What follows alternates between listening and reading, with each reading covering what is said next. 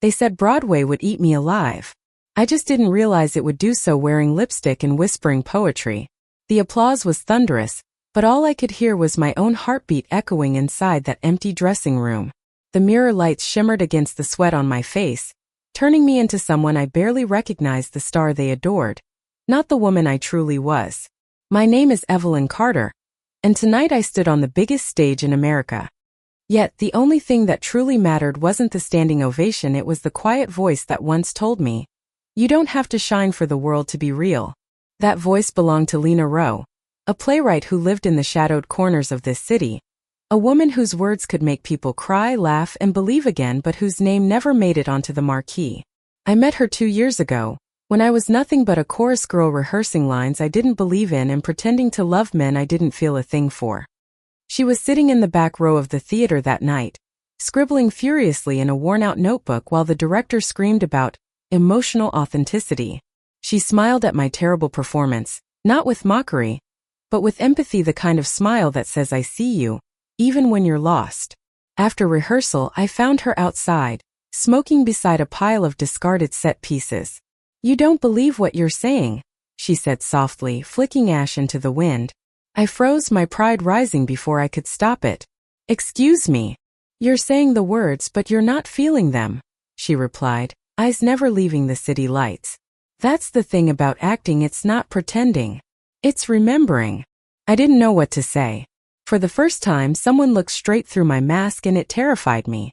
Over time, Lena became a ghost I kept running into. At open mics, small theater readings, coffee shops where writers argued about Tennessee Williams and Sondheim. She was always there with that same notebook, that same quiet confidence, and the same ability to make me question everything I thought I wanted. When the director of The Silver Lining, my first real Broadway production, announced he needed a new script doctor to fix Act 2, I wasn't surprised when Lena walked in. What surprised me was the way my chest tightened, as if my heart had been waiting for her. We worked late nights, fueled by cheap coffee and endless arguments about art and truth. "You care too much about the audience," she'd tell me, leaning back in her chair. "You should care about the story." "And you care too much about the story," I'd fire back.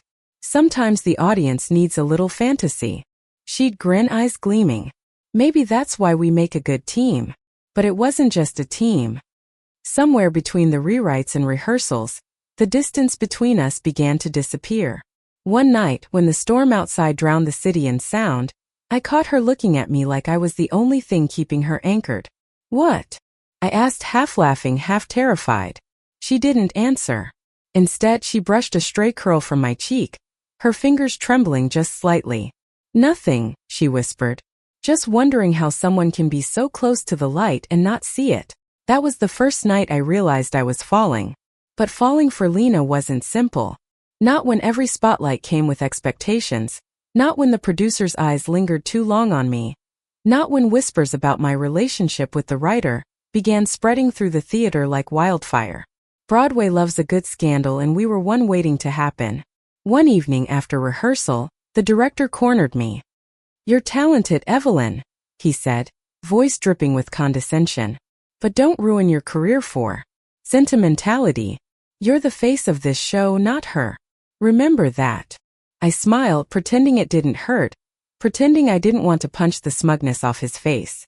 But when I saw Lena waiting for me outside, soaked in the rain, her notebook pressed against her chest like a shield, something inside me broke. She didn't ask what happened. She just looked at me, really looked, until the rest of the world blurred away. "You don't have to fight," she murmured. "You just have to choose." And I did. I kissed her. It wasn't fireworks or music swelling in the background, it was raw, desperate, real. Her lips were cold, her breath shaky, but for the first time I felt honest. Of course, honesty comes with a price. By the next morning, rumors spread faster than applause. The tabloids loved it, rising Broadway star and her secret affair. Producers panicked. The director refused to meet my eyes. And Lena, she vanished. She left a single note on my dressing table. "I won't be the reason they dim your light. Shine, Evelyn. Even if it's without me." That night, I gave the performance of my life. Every line, every tear, every trembling word was hers. But when the curtain fell and the crowd roared, I felt hollow. Because what's the point of shining if the one who made you believe in the light isn't there to see it? That was 2 years ago. Tonight, the same theater smells like dust and memory. The posters have changed, the faces too, but the ghosts remain. And then I hear it, that same soft voice from behind me. You still don't believe what you're saying. I turn, heart-stopping mid-beat. Lena stands there, older, steadier, still holding that same damn notebook. For a moment, neither of us moves. The silence stretches like a held breath. Finally, she smiles, small, hesitant. They're reviving the silver lining.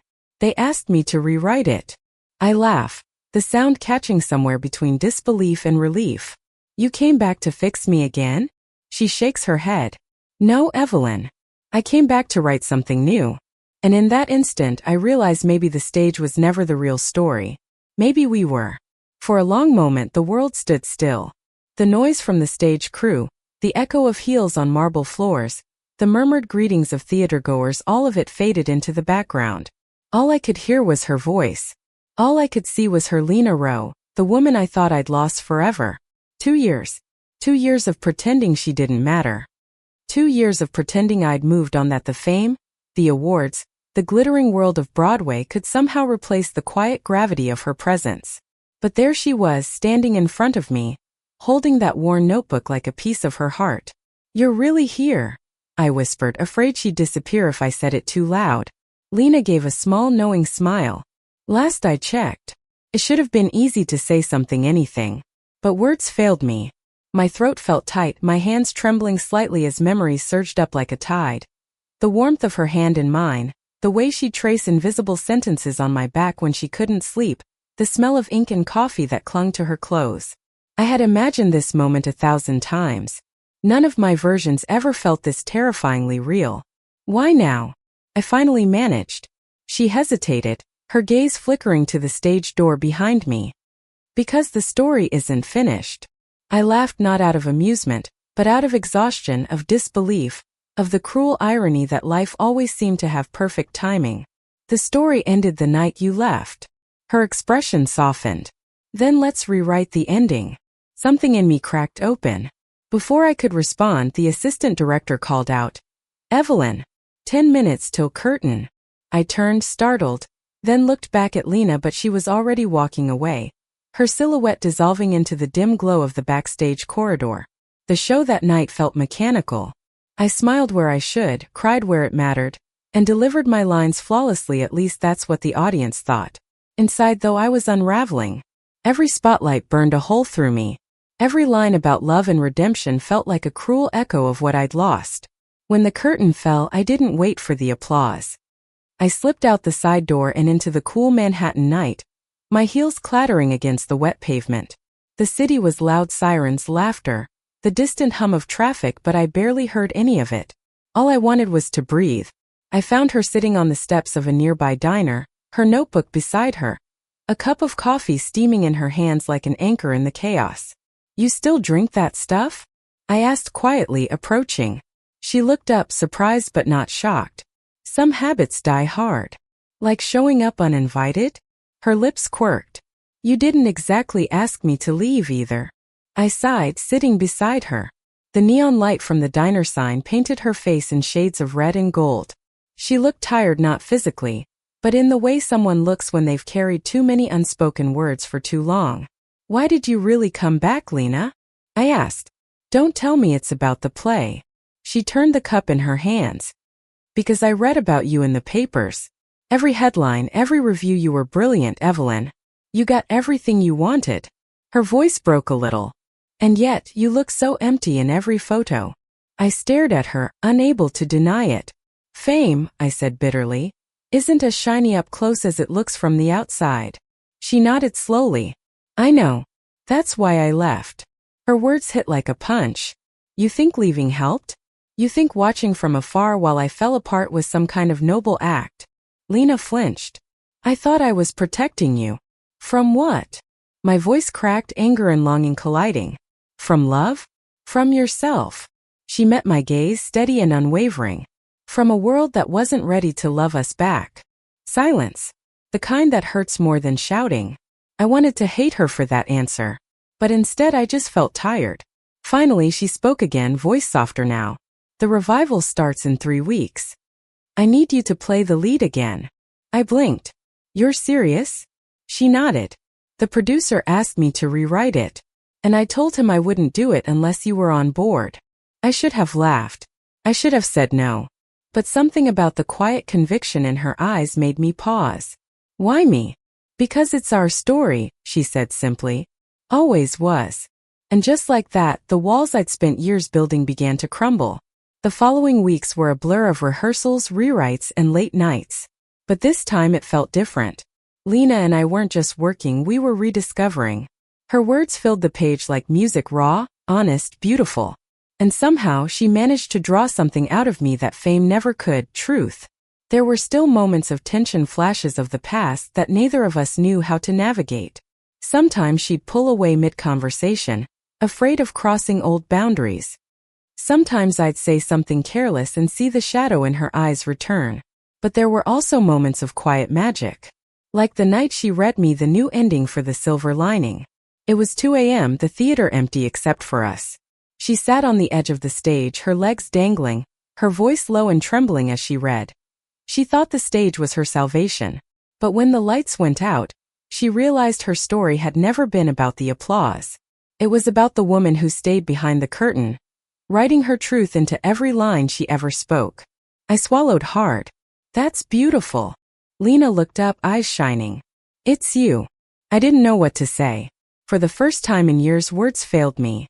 So I reached out, covering her ink-stained hand with mine. Then let's make it real, I whispered. She smiled, that small, heartbreaking smile that always felt like both a beginning and an ending. Let's. As opening night approached, the air in the theater changed. The cast whispered about the chemistry between us. The crew shot knowing looks. Even the producer, a man who once said, "Love stories sell, but not that kind of love story," began to soften. Something was shifting, not just between Lena and me, but in the very bones of the stage itself. One evening, as we ran the final scene, Lena stopped me mid-line. "Evelyn," she said gently, "you're acting again." I frowned. "Isn't that the point?" She stepped closer, shaking her head. "No. You're hiding. You don't have to pretend anymore." Her hand brushed my cheek just like that first night years ago. And suddenly everything came rushing back. The rain, the fear, the kiss that changed everything. But this time I didn't pull away. "I'm not afraid anymore," I said quietly. She smiled, tears glimmering in her eyes. "Then show them." Opening night. The theater buzzed with electricity. Reporters crowded the lobby. The audience murmured in anticipation. The curtain hung heavy, waiting. Backstage, I stood in front of the same mirror I had 2 years ago. The same lights, the same trembling hands, but a different heart. Lena stood beside me, adjusting a loose strand of my hair. "You ready?" I looked at her reflection. "Ask me after the curtain falls." She laughed softly. "You always were dramatic. Occupational hazard." Then the stage manager called, "Places, everyone." The lights dimmed. The orchestra began. And as the curtain lifted, I stepped into the glow, not for the audience, not for the critics, but for her. Every line, every glance, every tear felt alive. I wasn't performing anymore, I was confessing. And in the final scene, the moment our characters were meant to say goodbye, I broke the script. Instead of the rehearsed line, I looked into her eyes and said, "You were wrong." The audience held its breath. Lena blinked, startled, her character momentarily forgotten. I took a step closer. The world didn't have to love us back. We just had to love each other enough to stand in it. Silence. Then thunderous applause. The curtain fell. When the lights came back on, Lena was crying. Not the quiet, contained tears she tried to hide, but real ones, unstoppable and raw. She threw her arms around me, whispering against my ear, "You just rewrote everything." I smiled through my own tears. "Guess we're even." After the show, the audience wouldn't stop cheering. Critics called it revolutionary. The tabloids printed headlines like, "Broadway's boldest love story." For once I didn't care. When the theater finally emptied, Lena and I sat alone on the stage, the seats stretching into darkness before us. She leaned against me, her voice barely a whisper. "You think we'll be okay?" I looked out at the empty rows, the faint echo of applause still lingering in the air. "I think we already are." She smiled, resting her head on my shoulder. Then let's stay here a little longer. The stage lights dimmed, leaving only the soft glow of the emergency exit sign. And in that quiet, sacred space, the place where stories end and begin again, I realized something simple and profound. I had spent my whole life chasing light. But the truth was I had already found it. And her name was Lena Rowe. The morning after the premiere, New York felt different. The city had the same relentless pulse, taxis honking, people rushing, coffee carts steaming on every corner, but beneath it all, something had shifted. For the first time in years, I walked through Times Square without hiding behind sunglasses or rehearsed smiles. The billboards flashed my face again, the new poster for The Silver Lining glowing above the crowds. But what caught my breath wasn't the title or my name, it was the new tagline Lena had insisted on. A love story that refuses to hide. It wasn't subtle. It wasn't coded. It was brave. I stopped and stared at it, my reflection blending with the image of my character on the billboard. For so long I'd been two people: Evelyn Carter, the performer, and Evelyn, the woman who just wanted to be seen. For the first time, those two selves weren't fighting. They were one. The reviews poured in. A revelation. Carter delivers the performance of a generation. Rowe's writing breathes new life into Broadway's heart. But not all of them were kind.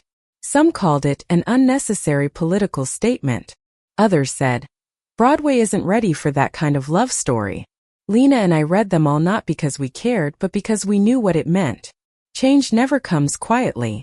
She was sitting cross-legged on my couch, her notebook beside her, hair tousled, wearing my sweatshirt that hung loosely off her shoulder. They'll talk, she said, scribbling something in the margin of her notes. They always do. I smiled faintly, pouring us both coffee. Let them. We gave them something worth talking about. She looked up then, that soft, steady gaze that always seemed to read me from the inside out. You really mean that? I nodded. I do.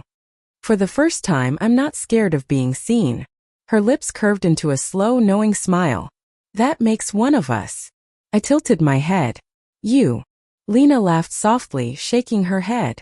I've spent my whole life writing about other people's courage. I guess it's time I learned to live some of it. The following weeks were a blur of interviews, photo shoots, and endless questions. Reporters asked about our creative collaboration, careful never to say relationship out loud. Producers smiled too wide, pretending they hadn't once told me to keep my personal life private. But through it all, Lena stood beside me, not in the spotlight, but close enough that I could feel her there. We weren't hiding anymore. Still, fame has a way of testing even the strongest truths. One evening, after a particularly tense press conference, Lena came home quiet. She dropped her bag by the door, shoulders slumped, eyes distant. What happened? I asked. She hesitated, then sighed. They offered me a solo project. I blinked. That's great news, isn't it? She didn't answer right away. It's in Los Angeles. 6 months. I froze. The city that had given us everything was suddenly about to take something away. Oh, I said, my voice smaller than I wanted it to be. And you're going? I don't know. She rubbed her forehead, exhaling shakily. It's a chance to finally do something that's mine, not just tied to your name or your face. Her words stung, even though I knew she didn't mean them to. I didn't make you my shadow, Lena, I said quietly. You chose to stand beside me. I know, she whispered. But I can't help feeling like the world only sees me because of you. Silence filled the space between us. It wasn't anger, it was fear. Fear of losing what we'd fought so hard to build. Finally, I walked over, kneeling in front of her. Then go, I said, my voice trembling but sure. Go and make them see you. Make them know your name. Her eyes widened. Evelyn, I smiled sadly. You once told me to shine, even if it wasn't with you. Maybe now it's my turn to tell you the same. For a long time, she just looked at me as if trying to memorize every detail. Then she cupped my face in her hands and kissed me. Slow, deep, like a promise. The day she left, New York felt quieter. The play went on, of course it always does. The show must go on, they say. But the stage felt different without her. The audience still cheered, the critics still praised, but in the quiet moments between scenes, I could feel the ache of her absence. Sometimes I'd find myself glancing at the wings, half expecting her to be there, notebook in hand, whispering notes under her breath. But she wasn't. She was 3,000 miles away, writing her next story. And I was here learning how to live without the sound of her voice guiding me. Months passed. Seasons changed. Broadway lights flickered through the cold winter, and I kept performing night after night, letting the rhythm of the show keep me steady. One evening, after another sold-out performance, I stepped outside to find the street unusually quiet. The city was buried in snow, the world muffled and soft. As I pulled my coat tighter, a cab stopped in front of the theater. The door opened, and there she was. Lena, standing in the snow, hair shorter now, her cheeks flushed from the cold. She was smiling that same smile that had undone me years ago. "Los Angeles got too warm," she said, her voice trembling slightly. I laughed, the sound catching in my throat. "So you decided to bring the sunshine back to New York?" She stepped closer, eyes glistening. "I missed you, Evelyn." I felt the tears before I could stop them. "You came back. Always." She reached into her bag and pulled out a new script, the pages neatly bound but worn at the edges. "I wrote something," she said softly, "and I want you to be in it." I took the script, my hands shaking. "What's it about?" She smiled, that secret, beautiful smile I'd fallen in love with. Us. But not the version that broke. The one that healed. I opened the first page. The title read, "After the Curtain Falls." My heart clenched. "You're impossible, you know that?" "Completely," she replied, grinning. "But you love me anyway." I did. God, I did. I didn't say it, I just pulled her close, our foreheads touching, the snow melting between us. For the first time in years, the world felt exactly right. The next few months were a new beginning. We worked together again, not as star and writer, not as a secret, but as equals. The script was raw, intimate, fearless. A love story between two women who refused to apologize for it. Producers hesitated. Investors worried. But we didn't back down. "This isn't just a play," Lena told them in the meeting. "It's a mirror. And if people don't like what they see, maybe it's because it's finally honest." In the end, they agreed. Maybe it was the way she said it, calm, confident, untouchable. Or maybe they finally realized that the world had changed, even if Broadway hadn't caught up yet. When After the Curtain Falls opened, something miraculous happened. It didn't just succeed, it soared. The audience wept, laughed, stood and cheered. People came from all over to see it, not because it was scandalous but because it was real. And when the final scene played, two women standing hand in hand under a fading spotlight, promising to face the world together, there wasn't a dry eye in the room. That night, after the curtain fell, Lena and I stayed behind again. The theater was empty, silent except for the faint hum of the city outside. She stood at center stage, staring out at the seats. "Do you ever wonder what comes after this?" she asked quietly. I joined her, slipping my hand into hers. "No. For once, I don't need to." She turned to me, eyes glimmering. "You know, I used to think the happiest endings were the ones where everything gets fixed. But maybe happiness isn't about fixing anything. Maybe it's just about choosing to stay." I smiled, brushing a lock of hair from her face. "Then I choose you. Every time." Her breath hitched, and for a moment, the world went perfectly still. Outside, snow began to fall again, slow, soft, unhurried. The kind that makes the city glow. We stood there in the quiet glow of the stage, our hands intertwined, the same light that once separated us now wrapping around us like a benediction. And as the lights faded, Lena whispered the last line of her play, the line that would echo in my heart forever. "The curtain doesn't end the story. It only hides the ones brave enough to begin again." Years later, people would still ask me what the silver lining was really about: fame, art, redemption. I always smiled and said the same thing. It was about love. Always was. Because behind every curtain, every line, every spotlight, there was her Lena Rowe. The woman who taught me that the greatest act of courage isn't stepping into the light. It's finding someone who sees you in the dark and choosing to stay there together.